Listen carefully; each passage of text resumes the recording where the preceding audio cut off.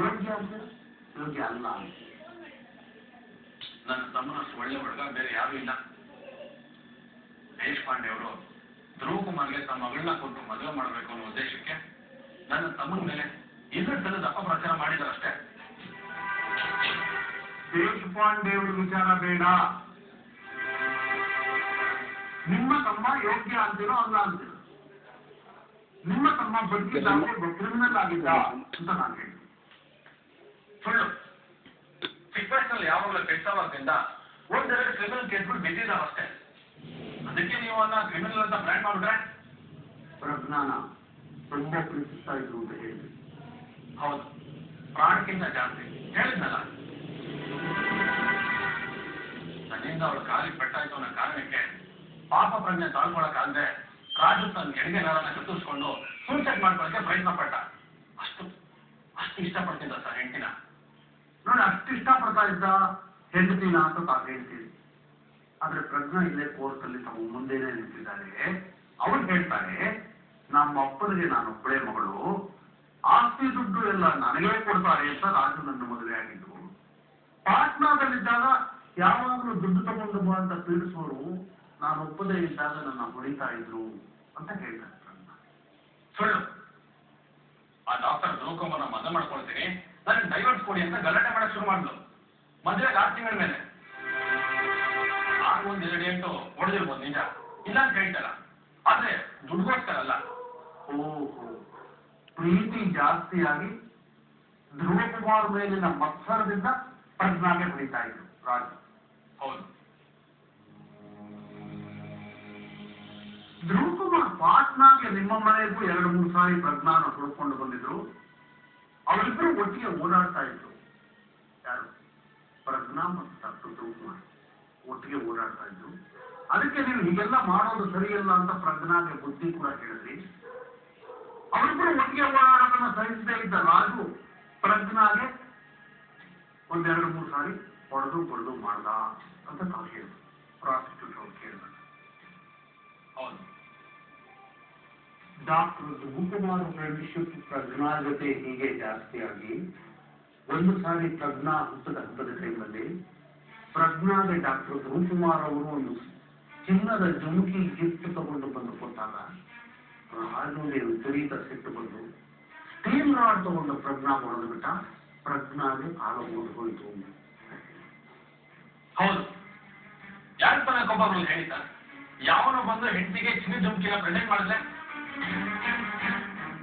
ನಾನೇ ಹೇಳಿದ್ನಲ್ಲ, ನನ್ನ ಹೆಂಡತಿ ಈ ರೀತಿ ಯಾವ್ದಾರ ಪ್ರೆಸೆಂಟ್ ತಗೊಂಡಿದ್ದಿದ್ರೆ ಅವಳನ್ನೇ ಕತ್ತು ಸಾಕ್ಬಿಡ್ತಿದ್ದೆ. ಓಕೆ ಬಿಡಿ, ತಮ್ಮ ಧೀರೋದಾತ ಗುಣ ಮೆಚ್ಚಬೇಕಾದ್ದು. ಹೆಂಡತಿನ ಕೊಂದು ಬಿಡ್ತಿದ್ದೆ ಅಂತ ಹೇಳಿದ್ರಲ್ಲ, ಆ ಧೀರೋದಾತ ಗುಣ ಮೆಚ್ಚಬೇಕಾದ್ದು. ಈಗ ರಾಜು ಪ್ರಜ್ಞಾನ ಮದುವೆ ಆಗಿ ಪಾಟ್ನಾಗೆ ನಿಮ್ಮ ಮನೆಗೆ ಪ್ರಜ್ಞಾನ ಕರ್ಕೊಂಡು ಬಂದಿದ್ದು ಯಾವಾಗ?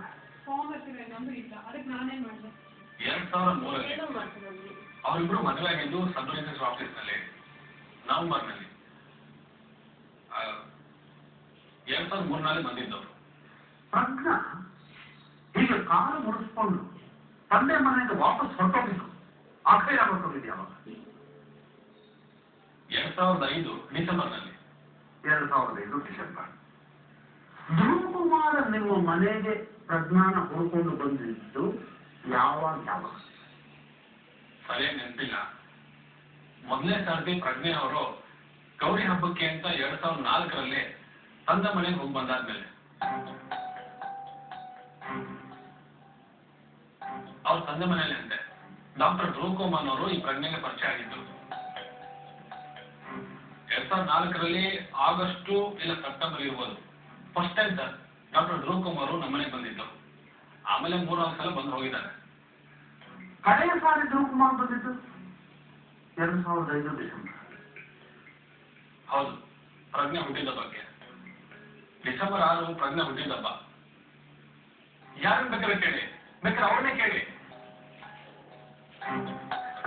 ಇಲ್ಲ ಅಂದ್ರೆ ಯಾರು ಅದನ್ನ ಅಷ್ಟು ಜೋರ ಪ್ರೂವ್ ಮಾಡಕ್ ಹೋಗ್ತಾ ಇದ್ದೀರಿ? ಹೌದು, 2005 ಡಿಸೆಂಬರ್ 6ಕ್ಕೆ ಧ್ರುವ ಕುಮಾರ್ ಬಂದು ಪ್ರಜ್ಞಾಗೆ ಚಿನ್ನದ ಜುಮುಕಿ ಗಿಫ್ಟ್ ಕೊಟ್ಟರು. ಹೌದು. ತ್ಯಾಗರಾಜ್, ಆ ಜುಮ್ಕಿ ತಗೊಂಡ್ಬನ್ನಿಪ್ಪ. ರಾಜು ಪ್ರಜ್ಞಾ ಗಿಫ್ಟ್ ಕೊಟ್ಟಿದ್ರು ಅಂತ ಸಾಹೇಬ್ ಹೇಳ್ತಾರಲ್ಲ ಜುಮ್ಕಿ.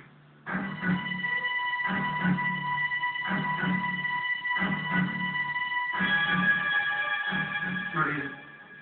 ಹೌದು, ಇದೇ ಜುಮ್ಕಿ. ನೋಡಿ, ಇದರೊಳಗೆ ಪ್ರಜ್ಞಾಳಿಗೆ ಹುಟ್ಟು ಹಬ್ಬದನ್ನು ನೆನಪಿನೊಂದಿಗೆ ಡಿಕೆ ವಿತ್ ಕ್ವಶನ್ ಮಾರ್ಕ್ ಆಗಿದ್ದಾರೆ.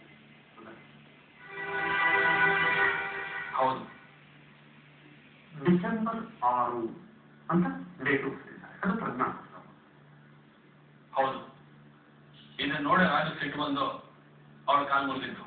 ಇದನ್ನ 2005 ಡಿಸೆಂಬರ್ 6ನೇ ತಾರೀಕು ಪ್ರಜ್ಞಾಗೆ ಡಾಕ್ಟರ್ ಧ್ರುವಕುಮಾರ್ ಕೊಟ್ಟಿದ್ದು ಅಂತ ಹೇಳಿ ಅವ್ರು ಹುಟ್ಟುಗಂದು.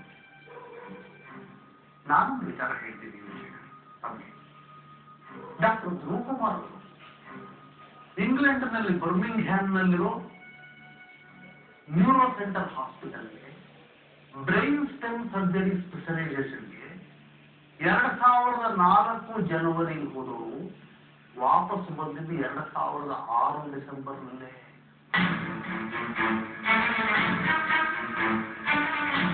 ತಾವು ಹೇಳ್ತಿರಲ್ಲ, 2004 ಆಗಸ್ಟ್ನಿಂದ 2005 ಡಿಸೆಂಬರ್ವರೆಗೆ ರಾಜು ಪ್ರಜ್ಞಾನ ಮೀಟ್ ಮಾಡೋಕೆ 3-4 ಸಾರಿ ಬಂದಿದೆ ಅಂತ ಹೇಳ್ತಿರಲ್ಲ.